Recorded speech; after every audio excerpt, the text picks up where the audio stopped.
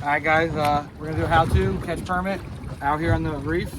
Got a little 8-ounce jig head, little 13 fishing setup with 20-pound braid, 20-pound leader, little live crab.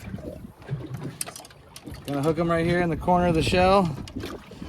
Just wiggle. Go gentle. Take the crab, which current's going backwards. We're just gonna take the crab, throw it out to the side of the boat, put it in the rod holder, and wait. Should have a permit on here in a few minutes. Another afternoon permit. Another perm. It's going back in the liquid. Going back in the liquid. The permit.